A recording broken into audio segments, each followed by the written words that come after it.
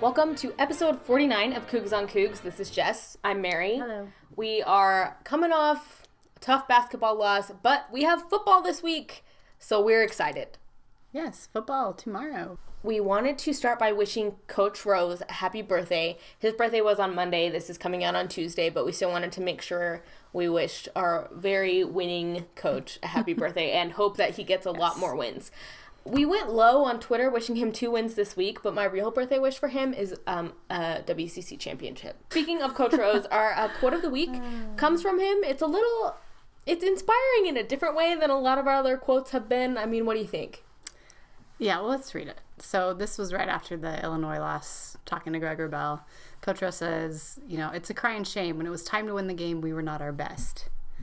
Which, in some ways, it's like, hey, you had a chance to win that game. You were down 16 and came back. You come back and you hang around. We talk about this a lot, but you get right there. You have a chance to win, and you can't quite pull it out. But I think Coach Rose knows that these guys are better than they're playing, and he knows they can win big games like that. He knows that better than anyone else knows that. We'll get started with Along the Trail to Fame and Glory, and we have Riley Bray on for that. So here we go.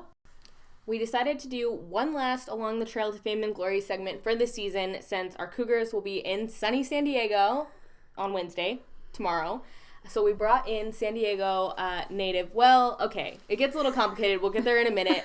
This is Riley Bray. She's at Riley Bray 94 on Twitter. We'll put that up. Gotta follow her. BYU fan here. She is from Temecula, actually, which is where Matt Foley is. Hi, Foleys. We love you. But would you call it a suburb of San Diego? It's just north of San Diego County, so no. But there's nothing in Temecula, so we spend a lot of time in San Diego, LA. So she knows the area. She spent a lot of weekends there in high school, so she's going to give us a lay of the land. Because I know a lot of you are out there, and we are not, unfortunately. Okay, so let's start with things to do. Balboa Park is one of my favorite parts of San Diego. It's almost 1,500 acres. Jeez. And it's just museums and really cool old architecture and gardens and fountains, and it's so pretty and great Instagram pics. So that's really cool. It's free unless you want to go to some of the museums. Some of them have a really small charge, but it's just a cool place to go. And then my favorite thing to do in high school was drive down to Coronado Island. You have to take this huge bridge over the bay, and you just see all of San Diego, and you can see the island. And the island has some military base on it, but the Hotel del Coronado is super historic and super cool building. They've got a little ice cream shop in there that is my favorite. And it's right on the beach. And right now they'll actually have an ice skating rink out on the beach. What? With really pretty twinkle lights on top of it. It's super cool. Go ice skating in 80-degree weather. Yeah, it's perfect. That'll be because you're not cold. That does sound pretty nice. And then my family's New Year's Day tradition is we go tide pooling. Tide pooling. That sounds like a California thing. Yeah. New Year's Day, we get Mexican food and we go to the tide pools. California girl right here. The place we always go is, it's right by Scripps Pier. It's the UCSD campus. And you just park it right at the beach and you walk down the beach past the pier. And then if you go at low tide, you just make sure you got to check online for low tide times. And then there's just crabs and sea anemones and sea slugs and the occasional octopus. And so it's starfish? fun. Always starfish. So kids, it's really good for kids. And then my favorite part of this segment is things to eat. Your favorite part when we can try the places. Otherwise, it's just I know, torture. I have a mental list of places to go back to. Okay. I know. Coming up with these ideas was hard because... It's like, I can't go there. Exactly. There's this place called Lucha Libre, and it's a Mexican food place. It was on Man vs. Food, and they do these massive burritos. You have to get the California burrito. It's got french fries in a carne asada burrito, and... Yum. It's life-changing. And it's this cool, quirky little place that's all, Mexican wrestling themed and pink and orange and got masks all over. And so you'll feel like you're in Nacho Libre. Yes. And you said it's called what? Lucha Libre. Okay. Yeah. So get the Mexican food and go to the tide pools and you're basically an honorary Bray. You can be a part of our family. We'll take you. And then if you're feeling burgers, there's a place called Hodad's. And it's just a super... surfery, very California feel burger place. There's one near Ocean Beach, I know. There's, I think, 2 or 3 in San Diego itself. So Pick whichever one you're closest to. Just a burger of any kind is really good from there. Anything with avocado on it, if you want to be real California on your trip down there. And then my personal favorite, I just discovered this recently, but my family has found our new favorite pizza place of all time. It's called Pizza Port, and it's another super surfer, California, driftwood everywhere, and some of the best pizza and garlic knots that I've had in a very, very long time. Really? Yeah, it's so, so good. We just ate there a couple months back, and now my family goes all the time. Do they have a few locations as well, or just one? Yeah, a couple of them. Okay. They run pretty close to the coast. Okay. So if you go up Pacific Coast Highway, you'll hit a couple on the way up. Riley, those all sound fantastic. Thank you.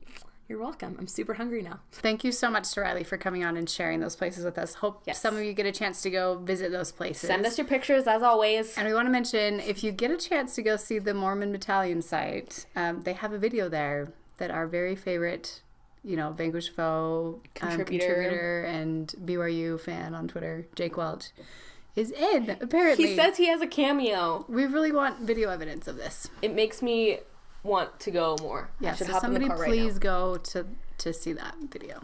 Talk of the Town this week has a lot to do with the bowl game because the football team is in San Diego. So we are starting with the tweet from the Poinsettia Bowl. BYU football takes on the San Diego Zoo today. So first stop was on Sunday at the zoo, and then the second stop was on Monday. They went to SeaWorld. And his picture is amazing. Really it's of Algie Brown with a beluga. Is that a beluga whale? Sure. That's what they call them? Yes. Riley would get mad at us. Riley said that she loved the belugas. And it looks like that beluga loves Algie. He better frame that picture and keep it in his house. I know. Or something. Not everybody gets to do that. No, they're having a lot of fun. Jake Oldroyd. Who is verified. I just noticed that. What the? Anybody can apply to get verified. It's funny that he did. Okay, redshirt freshman. All right. The Jake Hey, he was pretty popular at one point this season. Never play Johnny Linehan in Madden. All he does is fake punts. Is that a surprise to anybody? No. Did you see 4th and 19? You would think that he would be scared away from fake punting forever.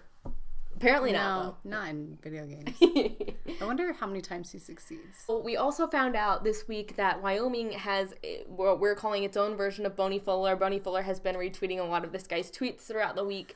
And his name is Dustin, DJM19. Go check out his timeline. This was one of the first ones that we saw. And he said, honestly, BYU football hasn't really come to this. Stick figures on the team bus. Did Boney Fuller supply this cricket too? Like, that's an elevated Mormon culture reference right there. That's pretty good with all the stick figures on the back. Like the Mormon moms with all those kids. It's pretty funny. I laughed. It's pretty good. I know. And this next one. Some of these are good. This one, too, is a picture of the Tree of Life, right? Yes. But off to the side, the great and spacious building is the Village in Provo. People actually call it that. Did you know that? Yes, I did know that. So this guy is in the know. I mean, he's Mormon, obviously. Yeah, obviously. But he got us good. I mean, he gave Boney a run for his money. Provo too. Yeah. If we were doing power rankings, this would be our "Well, that was weird" segment. Yes. So there was a time last week when Minnesota was boycotting football because of this whole scandal that we're not going to get into here. Long story short, they were boycotting football. They were set to play Washington State in the Holiday Bowl, and they obviously weren't going to do that if they were boycotting football. So BYU Twitter, I don't know at what point this started, but they started to lose their minds, and everyone was like, BYU should play in the Holiday Bowl. Like, I don't know where the idea started, but for some reason, everyone bought into, like, the possibility of it, and I think by Sunday, people were actually believing that we were somehow going to be invited to play in a second bowl game in San Diego. Well, I don't think it was just BYU Twitter. I think it was nationally. A couple people mentioned suggesting it or just because we were already going to be in San Diego. Like, I'm not sure. Need a bowl opponent last minute. Yeah. Someone who's already there.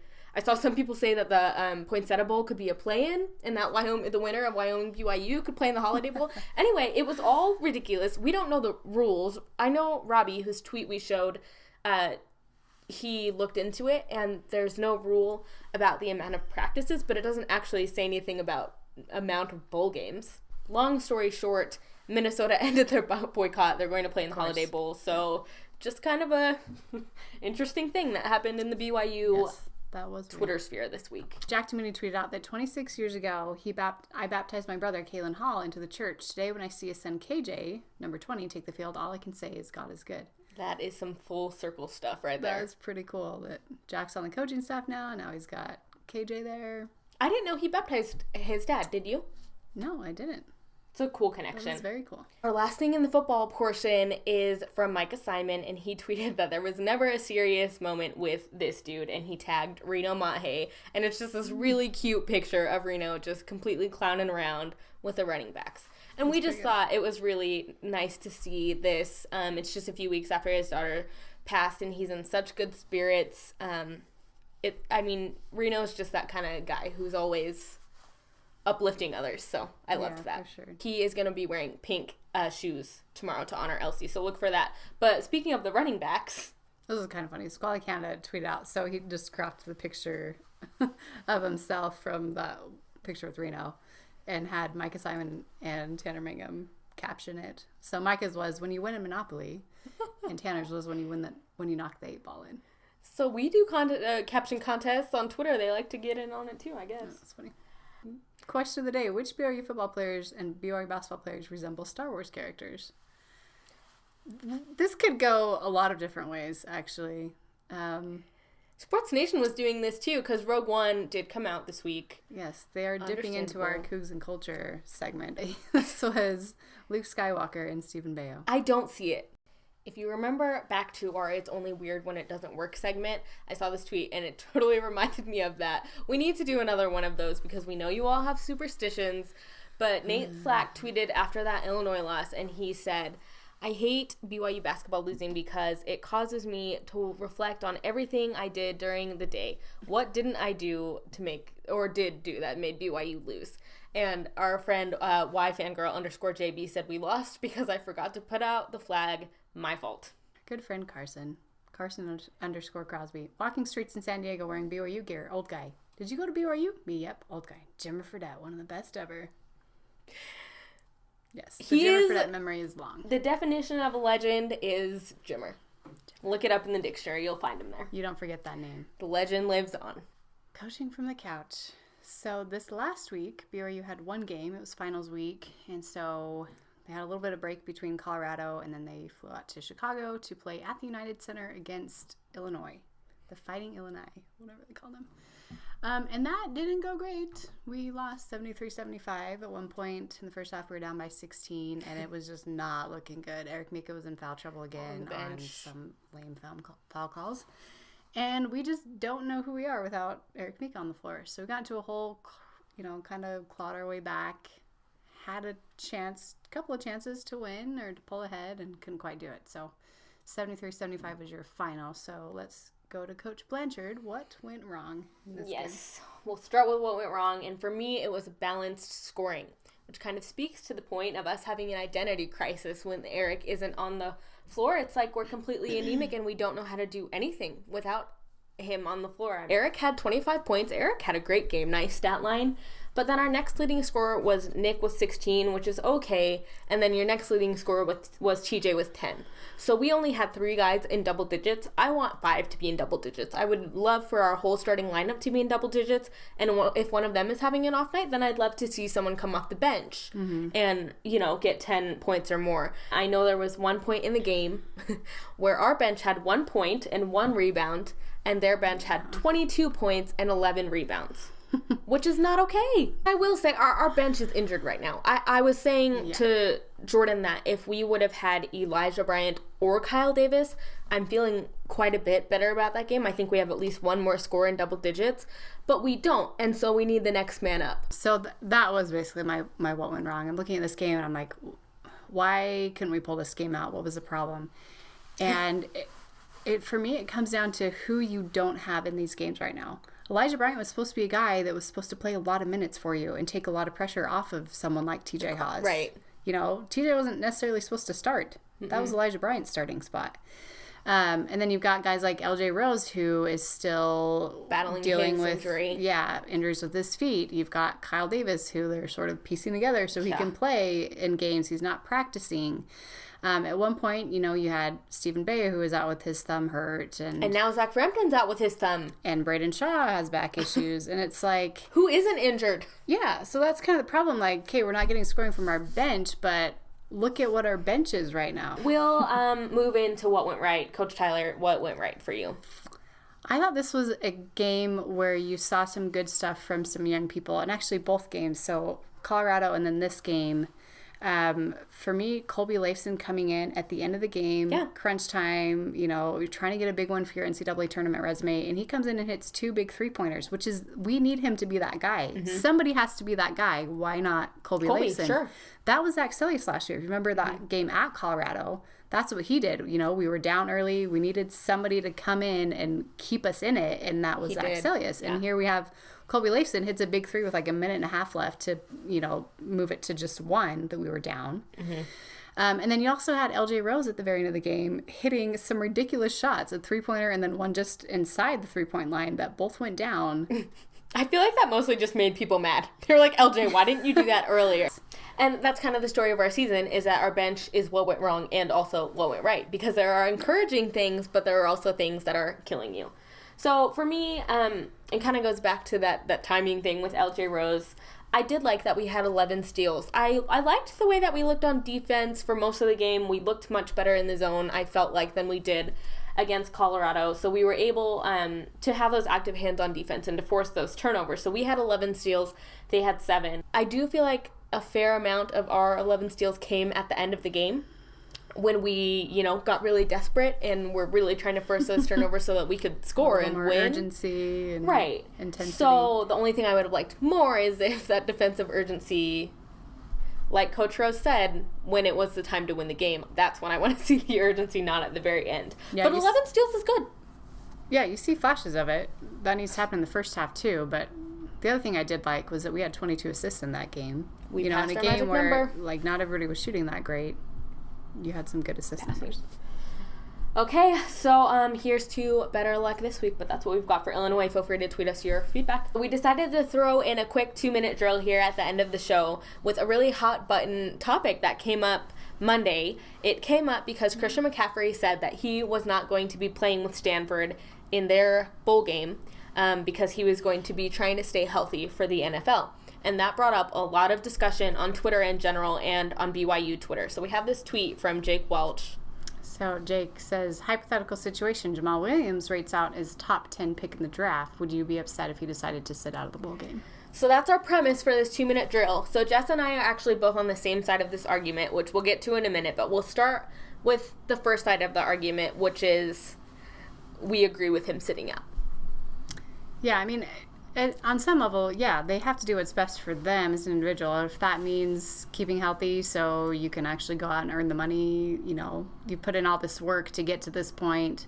What happens if you get injured in a bowl game? Then everyone's going to say, well, you shouldn't have played in the bowl game. Hindsight's 2020. Yeah, exactly. So obviously you can see why they would make that decision. Yeah. I saw this one tweet. I can't remember who said it, but they said if you had a job offer, $20 million job offer, that's contingent on you staying healthy, then wouldn't you do everything you can to stay healthy?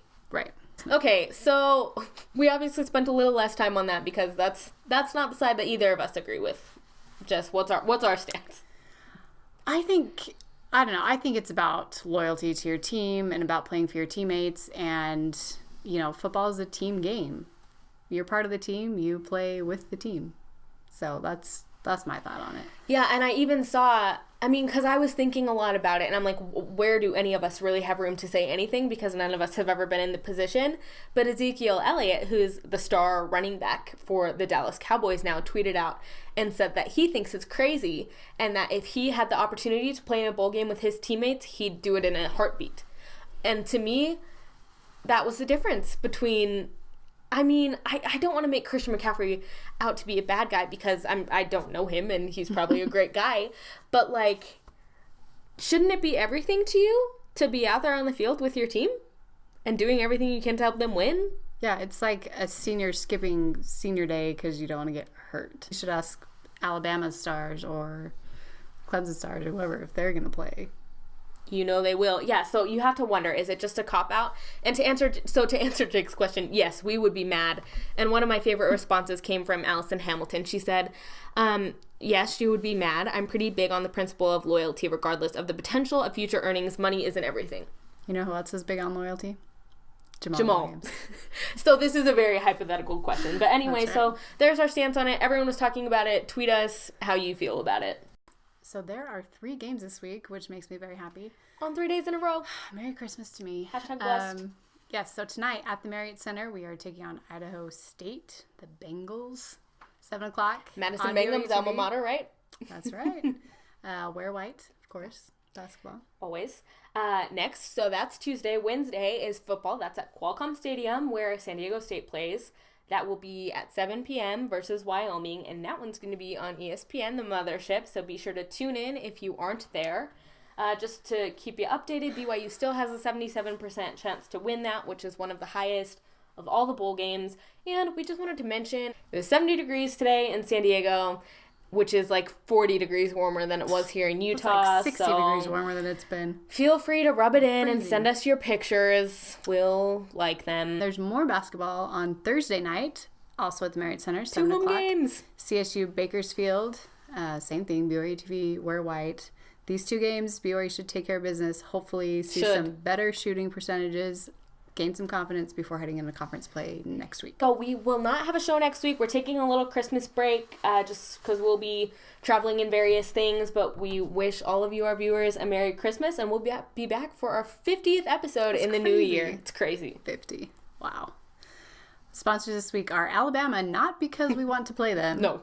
We want Bama? No. No. But because they hired Steve Sarkisian as their new offensive coordinator. Our second sponsor is, of course, Tanner Mangum. It is his time. We believe he does have magic left for his very first start of the season, so we'll link to this article that ESPN did about him. Mm-hmm. May you always stay loyal to the white and blue. For Jess, I'm Mary. We will see you in a couple weeks. Merry Christmas.